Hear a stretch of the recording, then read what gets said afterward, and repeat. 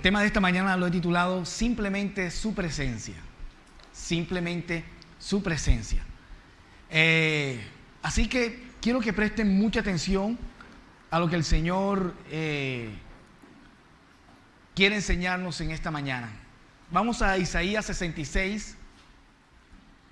Así dice el Señor, Isaías 66, versículo 1 y 2. Así dice el Señor: el cielo es mi trono y la tierra el estrado de mis pies. ¿Qué casa me pueden construir? ¿Qué morada me pueden hacer? Fue mi mano la que hizo todas las cosas. Fue así como llegaron a existir, afirma el Señor. Yo estimo a los pobres y a los contritos de espíritus y a los que tiemblan ante mi palabra. Amén. ¿Qué pregunta es esa? ¿Qué casa me pueden construir y qué morada me pueden hacer? En esta mañana el Señor le pregunta a cada uno: ¿qué casa le podemos construir a Dios o qué morada le podemos hacer al Señor? Quiero que oremos. Vamos a colocarnos sobre nuestros pies unos minutos para orar.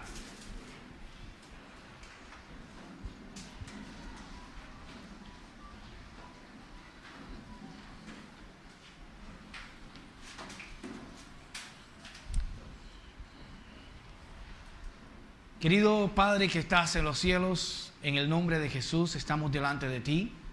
Te damos muchas gracias, Dios, por ser tan bueno, por ser tan maravilloso. Gracias por estar aquí con nosotros.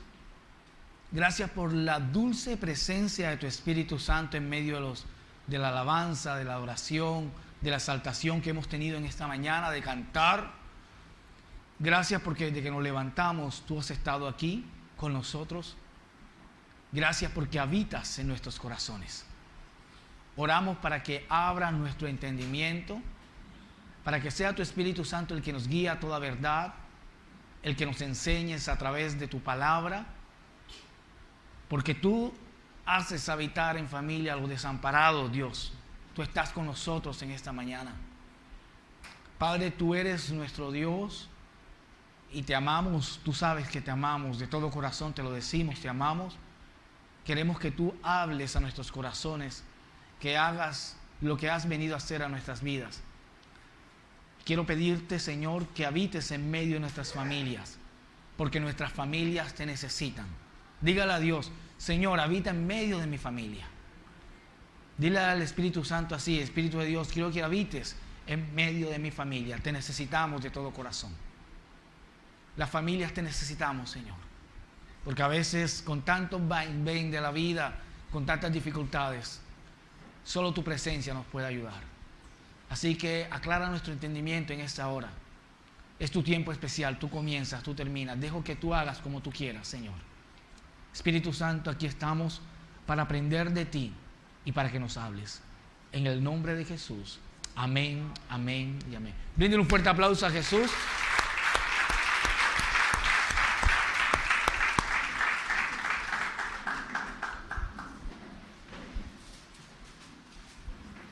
¿Cuántos anhelan que Dios habite en medio de nuestras familias? Para ver. Todos deseamos eso. Ver a Dios siempre allí, al lado de nuestras familias. Deseamos que Dios esté, que uno sienta que Dios está allí en el hogar, en las casas, ¿cierto? Ahí esperamos a un Dios que habite en medio de nuestras familias. Y cuando recibimos a Jesús en nuestro corazón, o somos un matrimonio cristiano, Dios habita en nuestro hogar. ¿Cuántos dicen amén?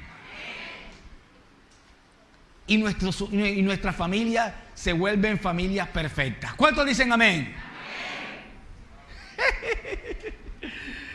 Amén en coro se escucha bonito. Se vuelven familias perfectas. Bueno, vamos a ver. Yo creo que familias perfectas no hay. No lo hay, aunque seamos cristianos, somos diferentes. El hombre con la mujer, sexos distintos piensan diferente. Los temperamentos son diferentes. Los niños salen diferentes. Cada uno, ¿cierto?, viene con un sistema operativo diferente. Todos somos diferentes en una familia. Así que familia perfecta no la hay. Todos tenemos dificultades. Por lo menos una mañana sencilla puede ser que nos levantamos temprano para llevar al colegio y esta es la familia perfecta. Los niños van al colegio y nos tenemos que levantar a las 4:30 de la mañana para arreglar las maletas de los niños. Y así es. 4:30 estamos despiertos, los niños se levantan a las 4:25, 5 minutos antes, entran al baño, se bañan, se lavan la boca, quedan todos. Y cuando ya quieren ser las 5, están sentados en la mesa esperando la comida. Cuando ya el desayuno y los manjares están en la mesa. Y los niños dicen, oh papá, muy buenos días hijo, ¿cómo has pasado? Es una mañana muy hermosa. Y la niña que es tan hermosa, ella llega, oh papi, gracias porque estás así y todo eso. Y el esposo le dice a la esposa, mi amor, te quiero, qué día tan lindo el de hoy. Y los pajaritos en el techo, así, y todo es color de rosa, amén. Oye, no te has levantado. Hey, sal del cuarto. ¿Cierto? Son las primeras palabras que uno dice. Esta tarde, va a salir, vamos a llegar tarde al colegio. La carretera está llena. Oye, ajá. Hey, la plata, que hay que llevar una plata. ¿Cuál plata? La plata que tenías que llevar, que te la dimos a mí, que la guardara, que no sé qué. Y entonces, no, yo la plata la tengo guardada y uno en sol le va buscando la plata. Cualquier parecido con la realidad es pura coincidencia. Si pasó hace unos días, suele suceder. Pero esa es la vida, así somos las familias. No somos las familias perfectas, como por ahí hay un canal de televisión. No le voy a decir el nombre para no hacerle publicidad, pero ya ustedes deben saberlo. Navidad en julio. Ese canal. 24 horas pura película de Navidad. Y en julio, se llama Navidad en julio. Y cuando llega noviembre, apenas llega noviembre, desde noviembre hasta enero, 15 de enero, pura película de Navidad, 24 horas. Y si usted viene a esas películas, son películas perfectas. Ahí no hay como en las novelas, desarrollo, enredo, no. Todo el mundo está riéndose todo el día. Y la gente se enamoran y todos son felices para siempre. Son películas perfectas, ¿cierto? La vida no es así. Las familias no somos perfectos. Somos familias que imperfectas. Pero si hacemos que Dios habite en medio nuestro, las cosas mejoran mucho. Y nos sabremos tolerar entre nosotros. Amén. Hoy yo quiero llevarlos en un recorrido. Quiero que me presten mucha atención a este corto tiempo que vamos a tener en esta mañana. Y quiero llevarlo a un recorrido muy especial. Y simplemente su presencia cambia las cosas en medio de nuestra familia. Simplemente su presencia.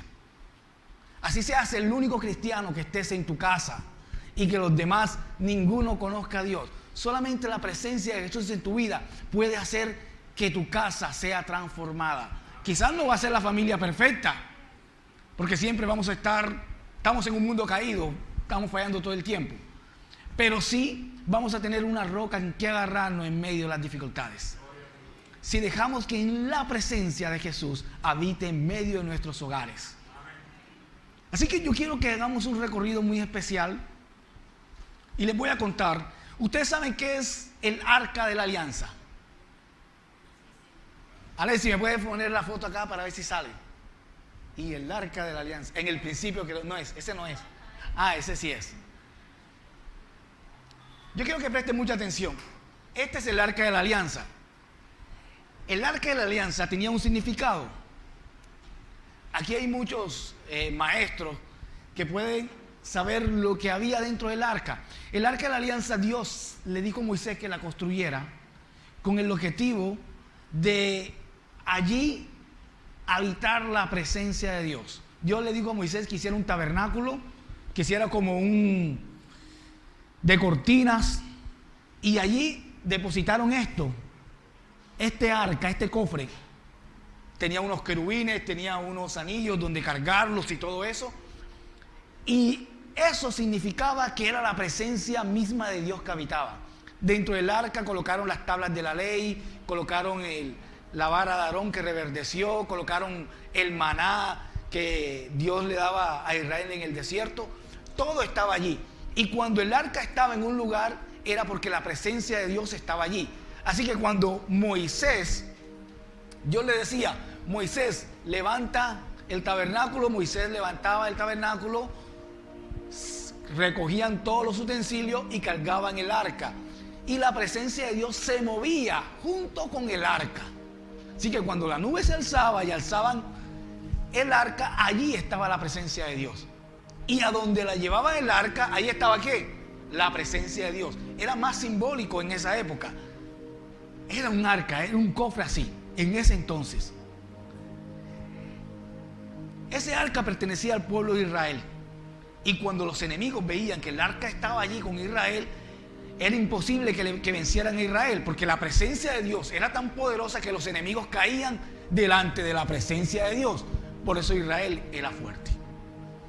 Pero esa presencia de Dios había que respetarse. Tenía un protocolo para poder cargar. Cualquiera no podía cargar ese arca. Eran unas personas específicas. Eran de la tribu de Leví, eran los cohabitas.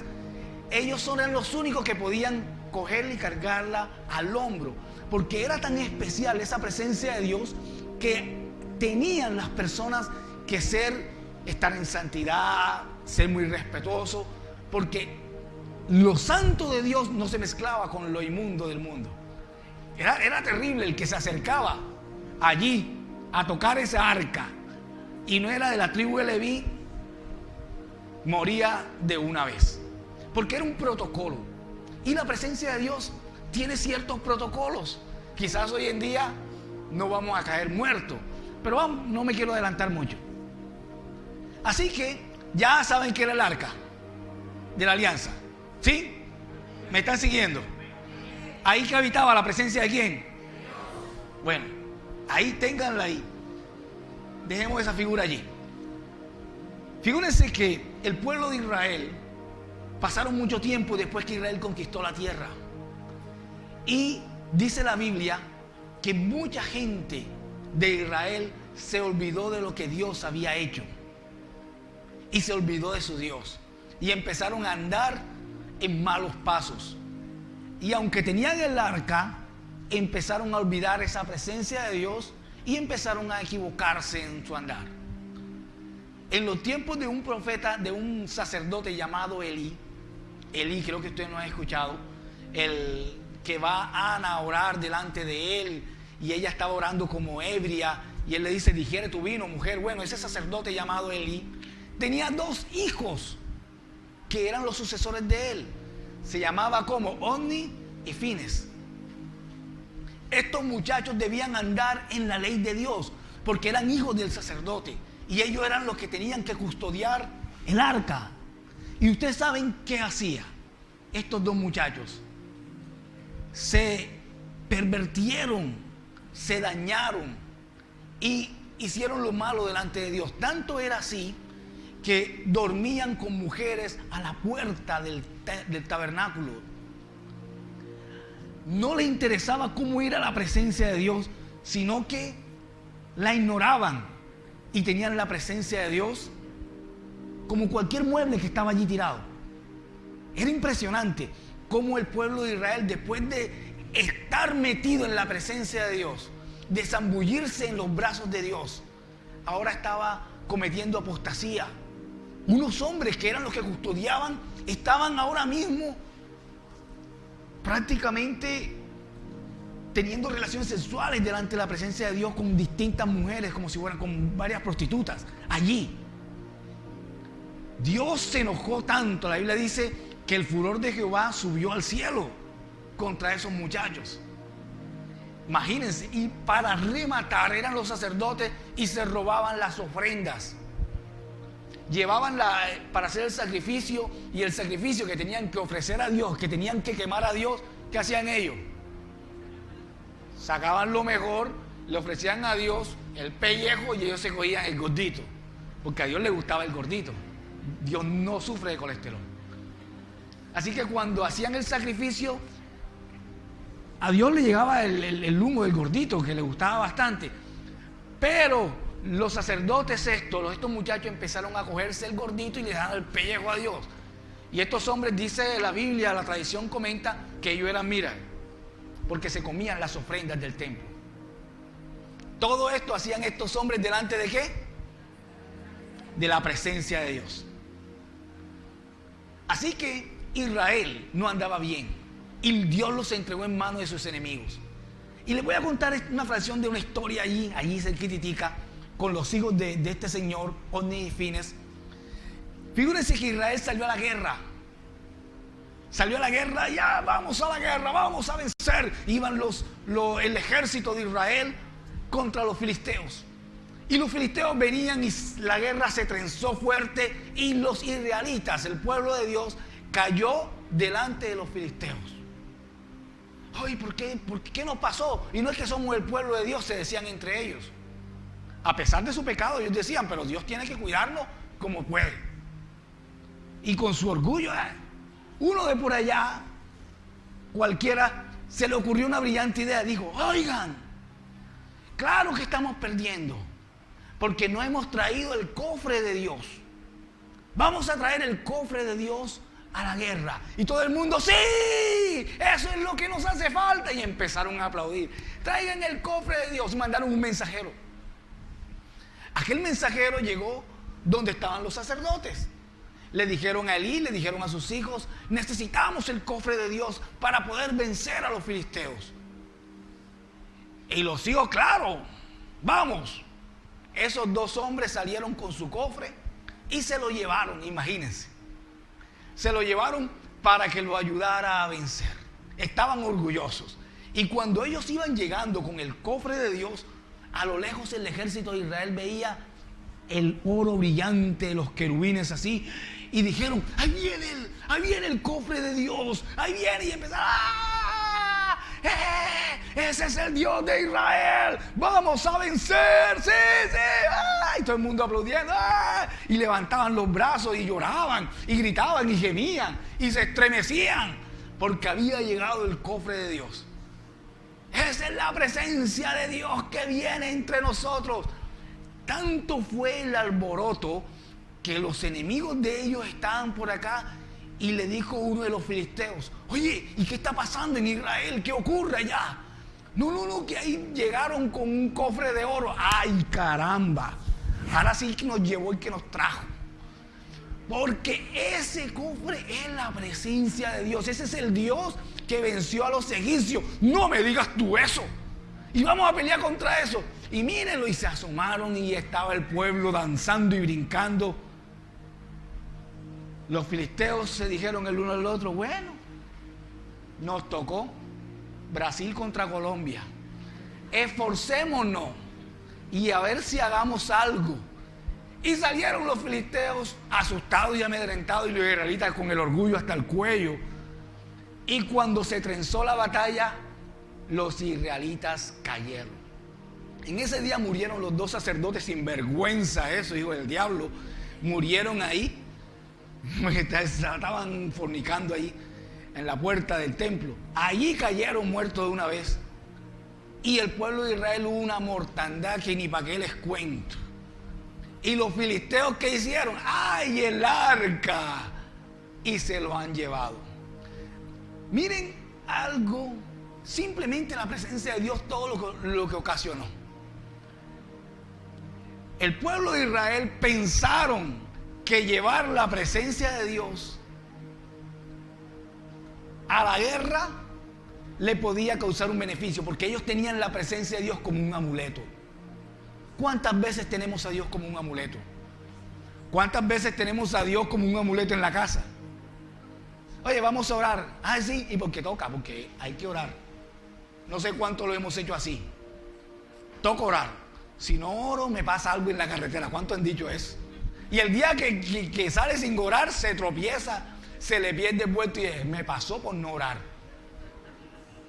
Porque empezamos a tener a Dios como un amuleto. Andamos como nos da la gana y Dios tiene que patrocinarnos todo. ¿Porque qué? Ya Dios está aquí, ¿dónde? En mi corazón. Así que hacemos como queremos. Y tenemos a un Dios para que nos sirva. Amén. Por ahí el pastor Carlos dio una lección de perros y gatos. ¿Cuántos tuvieron esa lección?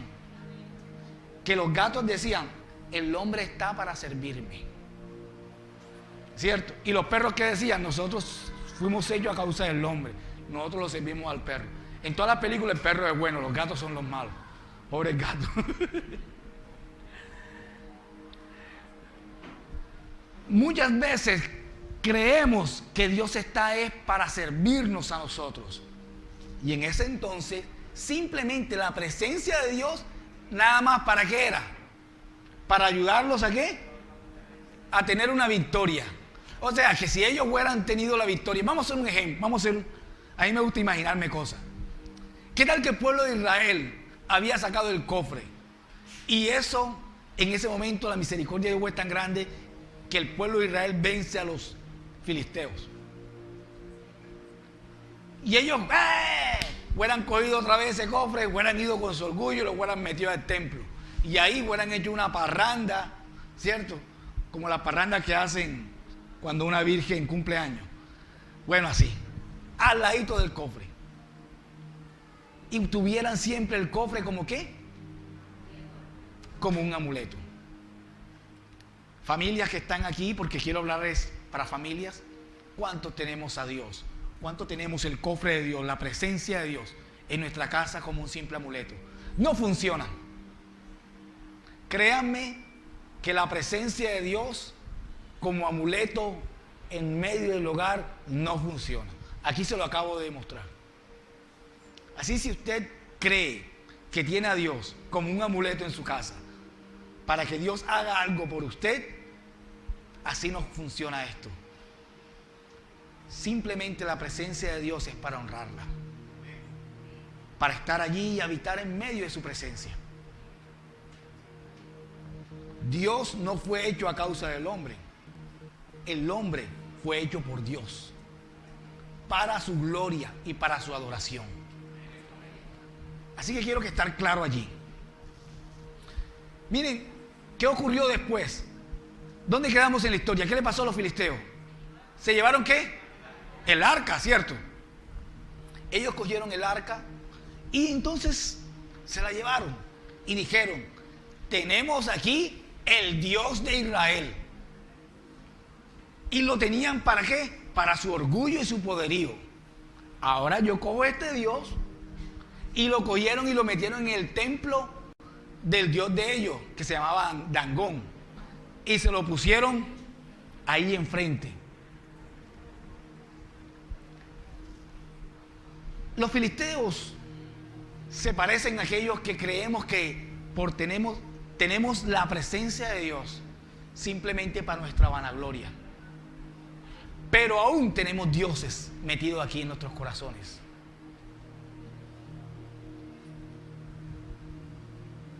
Tenemos la presencia de Dios, pero tenemos unos dioses allí también. Los filisteos, ¿a quiénes tenían? A un dios que se llamaba ¿cómo? Dagón. Yo le digo el que es Dagón. Silvestre Dagón. Bueno, algunos tienen ese dios también. Tiene ese dios ahí también. Bueno, ya, Dagón, para que no toque la fibra sensible de ninguno. ¿Quiénes son los dagonistas? ¿Quiénes son los domedistas? Los de Elías. Bueno, mira, le dice: este predicador conoce todos los vallenatólogos. No lo vamos a conocer. Bueno, ahora, ellos tenían a su Dios allí. Ese Dios, ¿qué hacía ese Dios? Allí lo tenían. Y ellos iban al templo a adorar a ese Dios. Y vino otro Dios, la presencia de Dios. Y se la cogieron y la pusieron allí, enfrente. Como nosotros queremos tener. Queremos tener nuestro Dios orgullo aquí en nuestro corazón, nuestro Dios odio, nuestro Dios no perdón, y también queremos tener la presencia de Dios. Estamos llenos de dioses. Todos creemos que idolatría es coger una imagen. El 16 de julio fue, y hicieron un parrandón y tan feliz que estaban allí en Blas de Lezo, que la gente se empezó de la alegría a tirarse palos y se golpearan. Te quiero mucho, y se daban palos en la cabeza. Era una felicidad, era jolgorio, alegría, diversión. Se golpeaban a uno porque se querían. El amor y la amistad floreció en la celebración esa. Era una locura. Y queremos tener eso, que creemos que eso es idolatría. Pero también hay un tipo de idolatría en nuestros corazones. Todo lo que haga que Jesús es el centro de nuestra vida es idolatría. Cuando las redes sociales se han convertido en idolatría para nosotros. Los celulares. ¿Cuántos no pueden vivir sin el celular? Apenas estamos sentados y ¡ting! Cualquier parecido con la realidad es pura coincidencia. Si Dios le está hablando, hermano, diga Señor. A menos que Dios le hable y no los mate de un tanganazo. Pero a veces colocamos en la idolatría esas cositas sencillas. Y digo el celular y todos se ríen porque es la verdad. Está la mujer cocinando, tú pones a fritar las tajadas maduras. ¿Cuántos han fritado las tajadas maduras? La ponen a fritar, ¡ping! Viene el mensaje.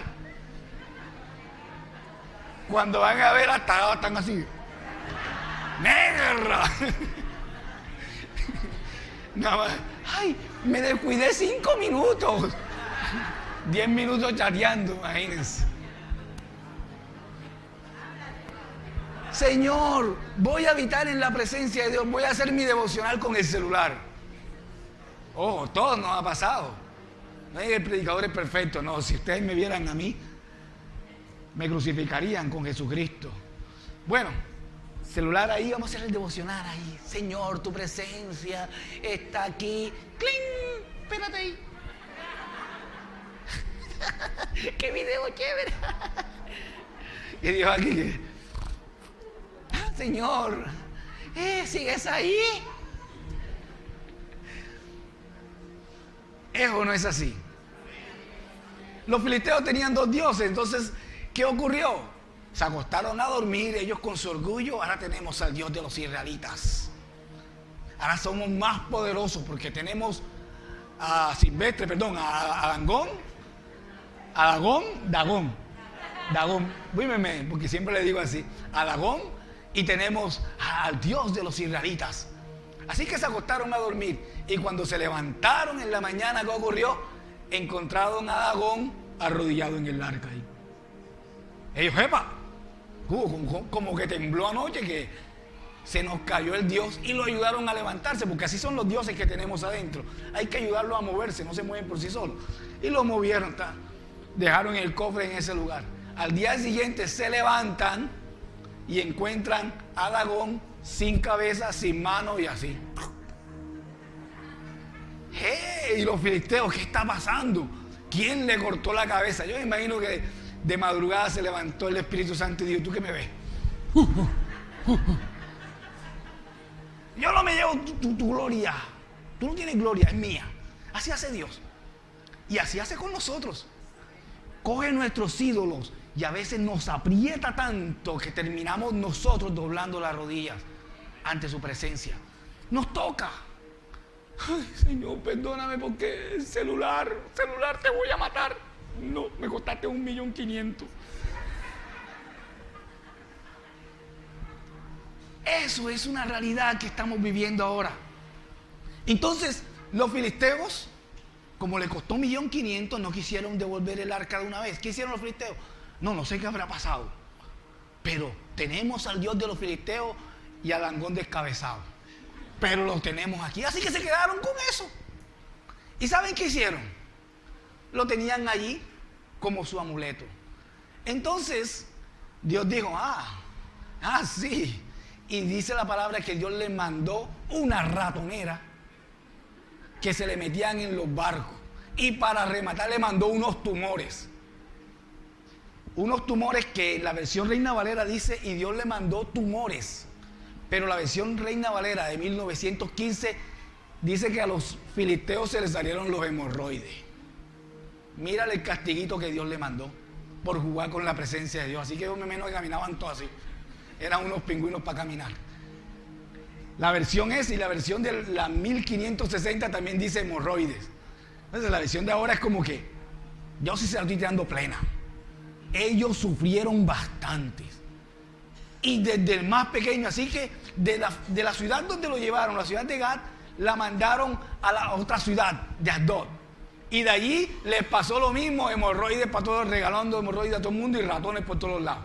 Así que de allí la pasaron por una ciudad, Ecrón, y siempre se hacían una pregunta: ¿qué haremos con este cofre? A veces cuando estamos en tantas dificultades, salimos y decimos: desde que recibí a Jesús, me ha venido todo este mal. ¿Qué haremos con Dios? ¿Qué haremos con este cofre?, decían los filisteos. Y los filisteos no sabían qué hacer. Pero ellos tenían algo de conciencia. Dice que los de la ciudad de Ecrón dijeron: ay, nos trajeron este cofre y nos han enfermado, han matado niños y adultos. ¿Por qué no llamen a los sacerdotes para ver qué hacemos? Y llamaron a los sacerdotes paganos. Ellos dijeron: devuelvan el arca, porque lo único diferente que está aquí es el arca. La presencia de Dios te puede bendecir, pero si la usas mal, va en tu contra. Vivir en la presencia de Dios es para uno vivir humillado delante de Él, no humillar su presencia. Los filisteos querían tener abajo la presencia de Dios. ¿Cuánto nos ha pasado así a nosotros? Que la presencia de Dios o Dios es para nuestro servicio. Estoy hablando de un tema diferente, no estoy hablando Dios te va a bendecir, Dios te va... No, la presencia de Dios te quiere bendecir, sí. Pero si la usamos mal, tengo que decirte cómo debes usarla, porque si la usas mal, se va en tu contra. Dios es de respeto. Dios es de protocolo. Dios es de cuidarlo, de amarlo, de servirle. No de jugar con Dios. Amén. Así que los filisteos, a alguien se le ocurrió, unos sacerdotes: busquen 2 vacas recién paridas que nunca hayan arado y vamos a devolverlas. Si ellas van de camino hacia Israel, entonces allí quiere decir que el problema era el arca ese. Entonces la montaron en un cofre y la llevaron. Las 2 vacas sabían para dónde llevar el arca. A veces los animales son como más sensibles a la presencia de Dios que nosotros. Y cogieron el arca y la llevaron directico a Israel, a un lugar llamado Bet-Semes. Los filisteos le pusieron en el arca, hicieron de oro tumores, ya saben qué hicieron ellos ahí, tumores, hicieron ratones y la pusieron de ofrenda. Y ellos dijeron: nada que ver con esa presencia de Dios. ¿Cuántos nos hemos apartado de Dios porque la presencia de Dios no la soportamos? Es que servir a Dios es muy difícil. ¿Cuánto le hemos dado la espalda a Dios? Porque sentimos que Dios aprieta mucho. Oye, ¿por qué ya no buscas de Dios? No, porque buscar de Dios, no, hombre, eso es más peligroso. Uno cuando empieza a orar más problema le viene. ¿A cuánto le ha pasado así? Estoy orando más por mis hijos y mis hijos más sinvergüenza. Ahora dejo de orar. Parece como que nos ha aburrido a muchos. Entonces, ellos prefirieron vivir sin la presencia de Dios y quedarse con sus ídolos, con su Dagón descabezado, ¿cierto? Prefirieron quedarse con su idolatría que seguir con la presencia de Dios. Ahora el arca ya no estaba con ellos. Llegó a una ciudad llamada Bet-Semes de Israel. Dice la Biblia que cuando vieron a lo lejos el pueblo ese, vio el arca, dijeron: el arca de Dios, se alegraron mucho. Pero no había una persona representativa, un sacerdote, que supiera manejar lo que había que hacer con el arca. ¿Por qué? ¿Cómo les expliqué que tenían que vender con el arca? ¿Quiénes eran? Los levitas. Eran personas específicas los que podían tocarlo. Así que los hombres llegaron, cogieron el arca como pudieron, la montaron en una piedra y empezaron a aplaudir y a alegrarse. Pero no hubo un inteligente que dijo: oigan, vamos a ver qué hay en el arca. Oigan, sí. Así que 70 hombres llegaron y se pusieron de acuerdo y vamos a abrirla. Y cuando la abrieron, dice la Biblia que murieron 70 personas ahí. De una. Ustedes dirán: pero por abrir el arca, era algo tan santo. La presencia de Dios, la santidad de Dios. Sin santidad nadie verá a quién. A Dios. Ustedes me dicen que ahora tenemos que ser santos, andar con una aureola y no pecar jamás. No. La santidad, santo es ser apartado para Dios, para el sacrificio, para el servicio a Dios. Y estos hombres no lo eran, así que ellos cayeron muertos allí. Y entonces dijeron la misma pregunta: ¿qué haremos con el arca? Si ustedes ven toda la historia, usted se va a añadir la misma pregunta. Entonces a alguien se le ocurrió y dijo: vamos a mandar este arca donde un sacerdote llamado Abinadab, que está en la ciudad de Kerat Jearim. Se llama ciudad de los bosques, ciudad de los árboles. Así que mandaron el arca a esa ciudad allí. Dice en la Biblia que en esa ciudad, en los bosques, prácticamente el arca quedó olvidada. Duró más de 20 años allí. Y le tenían miedo a la presencia de Dios. Entonces estaba allí en esa ciudad el arca de Dios. Nadie la tocaba, nadie decía nada. Un hijo de este señor llamado Abinadab se llamaba Eleazar y lo santificaron. Él era sacerdote, Abinadab, para que el hijo de él, ¿qué hiciera? Cuidara el arca. Así que en esa casa ellos cuidaron el arca por más de 20 años. Hasta que el rey David, cuando quedó rey, dijo: ¿el arca dónde está? No, está en casa de Abinadab. Yo necesito traer el arca a mi reinado. El rey David, ¿saben quién es el rey David, cierto? El que venció a Goliat. El que se ponía a cantarle a las ovejas y era tan tierno que mataba osos y leones y mató a Goliat. Él le gustaba adorar a Jesús y él decía: el arca de Dios es su presencia. Ahora yo soy rey y yo tengo que traer ese arca, ¿a dónde? A mi reinado, para que esté conmigo. ¿Cuántos dicen amén que así debe ser? Bueno, espérate ahí. Así que David dijo: vamos a traer el arca de Dios. Tráiganlo, traigan el arca. Y David, él muy dinámico, queriendo traer la presencia de Dios a su reinado, mandó a buscar unos carros nuevos donde montar el arca y todo eso. Abinadab tenía otro hijo que se llamaba Usa. Y entonces sus hijos iban a tratar de llevar el arca. Y empezaron a traer el arca. Las vacas iban con el arca a cuesta en la espalda. Y cuando pisaron una piedra, el arca se iba a caer. Uno de los hijos de Abinadab, llamado Usa, se tiró y agarró el arca. Y de una vez murió. Cayó muerto de una vez. ¿Por qué? Para ver, yo lo había explicado. Porque eran solamente los levitas, los cohabitas, levitas cohabitas, los únicos que podían tocar el arca y cargarla. Eran los únicos. Eran los sacerdotes escogidos por Dios para llevar su presencia. En ese entonces era así. No todo el mundo podía cargar el arca, porque el arca de Dios representaba la presencia de Dios allí mismo. Así que ellos, allí, murió Usa de una vez. Quedó muerto.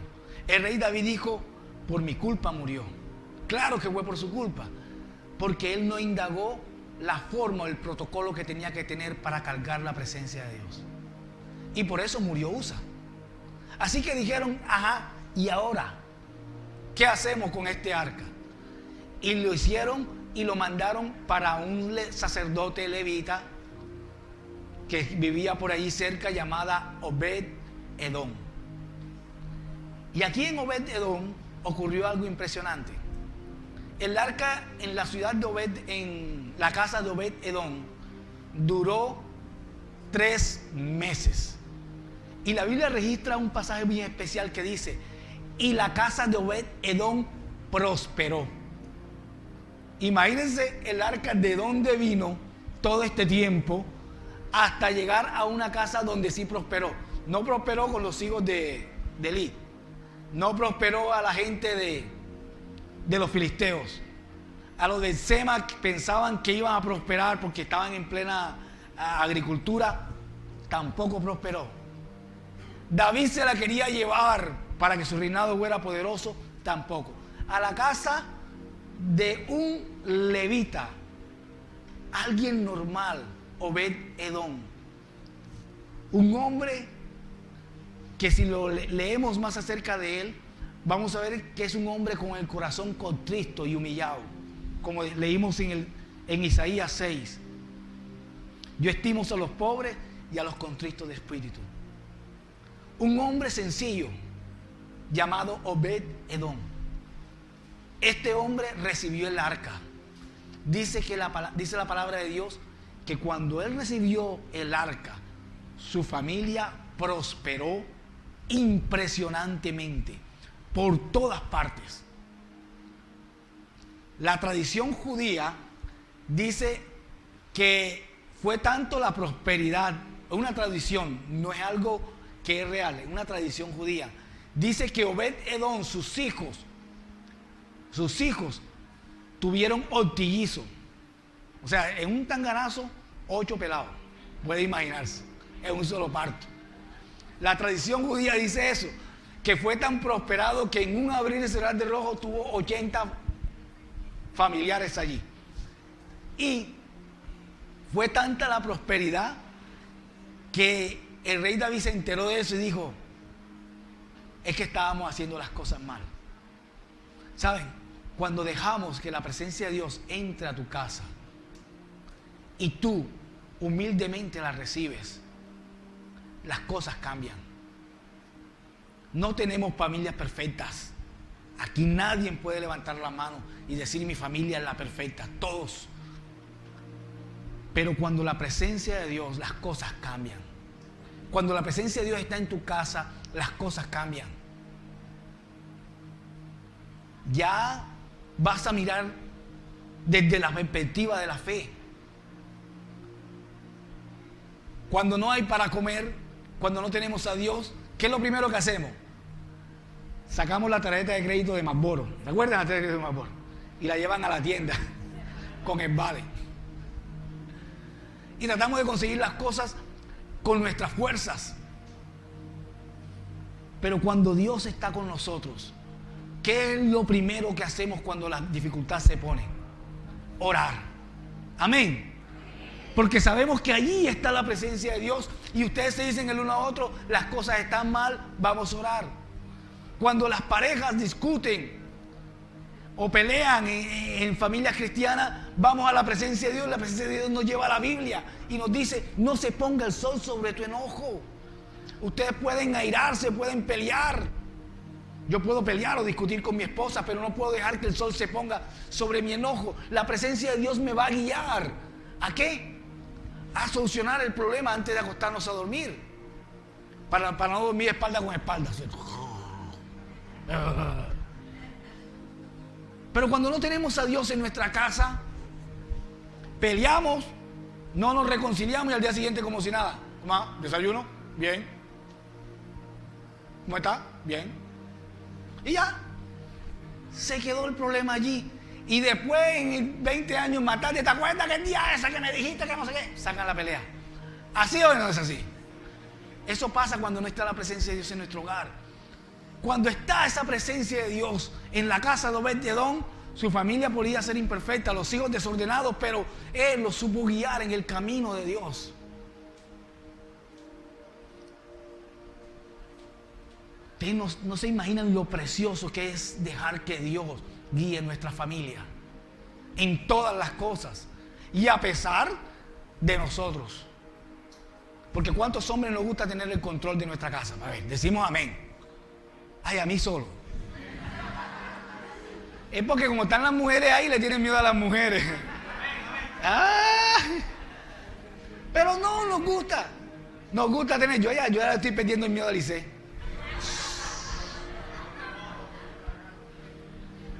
Pero sí, queremos tener el control y a veces no consultamos a la presencia de Dios, no consultamos con Dios y es que nos metemos en el lío. Dios nos dice cuando a veces, Señor, uno dice, voy a hacer este negocio, voy a hacer este préstamo y tal, y uno se va. Y algo en tu corazón, es mismo Dios diciéndome, no ha hablado conmigo. Ah, sí, para que me mande pan de mi esposa. A que mi esposa me dijo, no me parece. ¿A cuántos hombres le han dicho, no me parece?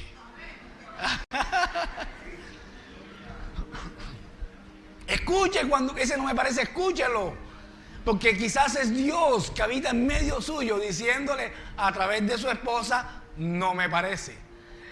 Y cuando nos equivocamos los hombres, la famosa frase, ¡ah! Entonces te dice esta, yo te lo dije, ¿estás enojada? No sé. Perdiste los servicios cortados como por una semana. Busca cómo hace reconexión. El que lo entendió, lo entendió. Bueno, sigamos para adelante. Así que cuando tú dejas que la presencia de Dios dirija tu hogar, las cosas van a cambiar por completo. El pueblo de Israel usó la presencia de Dios como amuleto. Los filisteos la querían usar como señal de poderío, de poder. Los de Betsema no la respetaron. En la casa de Abinadab duró 20 años olvidada. El rey David quería la presencia de Dios para llevarla a su reinado, hasta que entendió que no era para su reinado, era para que el pueblo habitara en su presencia. Pero Obed-Edom quería la presencia de Dios simplemente para recibirla. No era un mueble más en su casa, era la presencia de Dios. Y él era sacerdote, era levita, y la supo hacer. Y las consecuencias de Obed-Edom habitar en su casa la presencia de Dios, en Primera de Crónicas, Alexis, 15, 18 al 24. Cuando la presencia de Dios está en medio de tu familia, quería predicar a la familia hoy, nuestras generaciones van a ser llenas de su presencia. Dice, y con ellos sus hermanos del segundo orden, a Zacarías, Jaziel, Semiramot, Juliel, Unid, Eliad, Beniad, Masías, Matías, Lifún, Minías, Obed-Edom y Giel eran porteros. Ahí estaba Obed-Edom. Terminó siendo portero en el templo de Dios. Y en Primera de Crónicas 26:15 cuenta que sus hijos fueron servidores de Dios para siempre. Y para Obed-Edom la puerta del sur, y a sus hijos la casa de las provisiones del templo. Sus 80 familiares terminaron sirviéndole a Dios por completo. ¿Ustedes pueden imaginarse que su familia toda le sirva a Dios? Simplemente por dejar que la presencia de Dios habite en medio de ustedes. Eso es impresionante. Esta mañana le contesto historias así, detalladitas, poco predico así, con el objetivo de que entendamos que necesitamos que Dios habite en medio de mi familia. No se lo estoy pidiendo a ustedes que lo hagan. Es una necesidad que todos tenemos de Dios. Nuestras generaciones van a cambiar.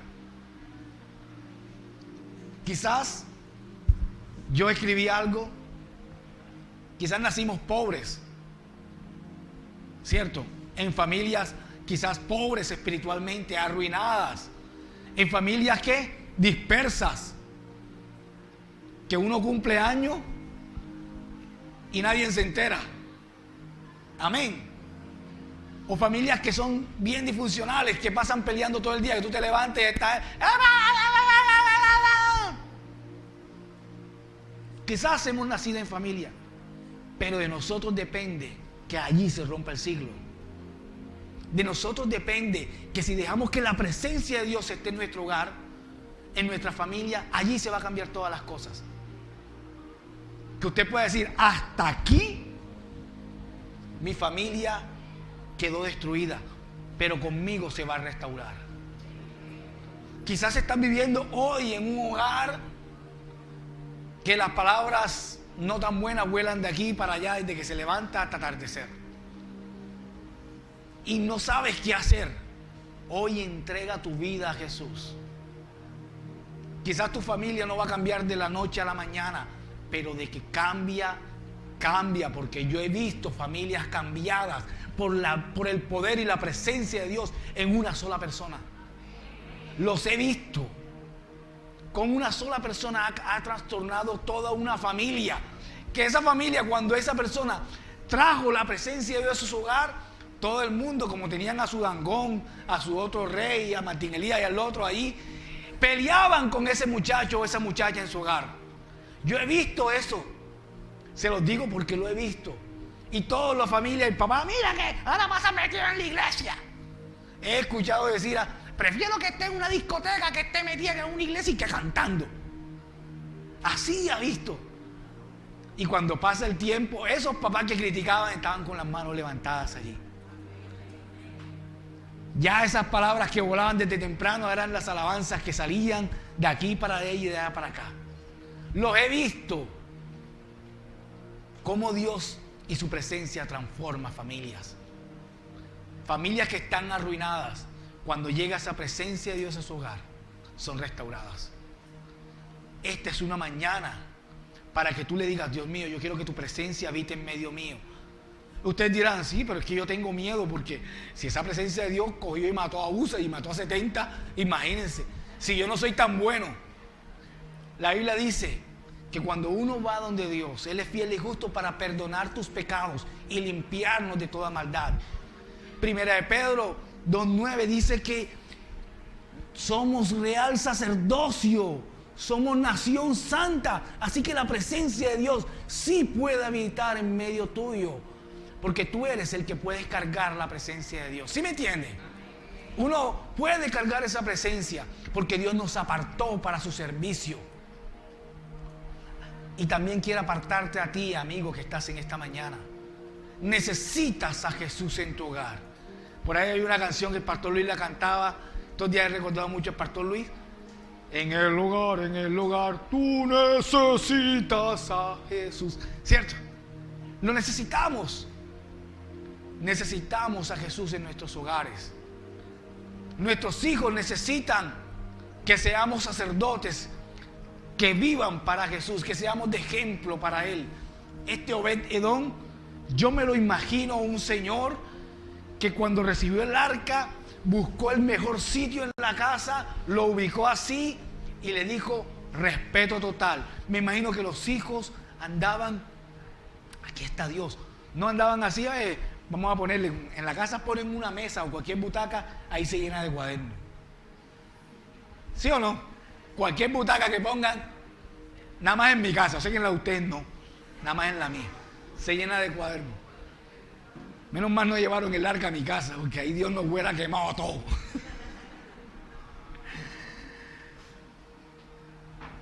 Dios está buscando corazones. Dios está buscando habitar en medio de familias. ¿Saben que Satanás quiere entrar a los hogares? Y él no pide permiso, él se va metiendo. Pero Dios sí es caballero y te dice, ¿me dejas entrar en tu hogar? En esta mañana Dios te pregunta, ¿me vas a dejar entrar en tu casa? ¿Quieres que tome el control de tu casa? Es tu decisión. Y tú me preguntarás, ay, las cosas se van a poner color de rosa. No, los problemas van a estar allí. La única diferencia es que vas a tener a Dios de tu lado. ¿Qué más? ¿Qué más con Dios a nuestro lado?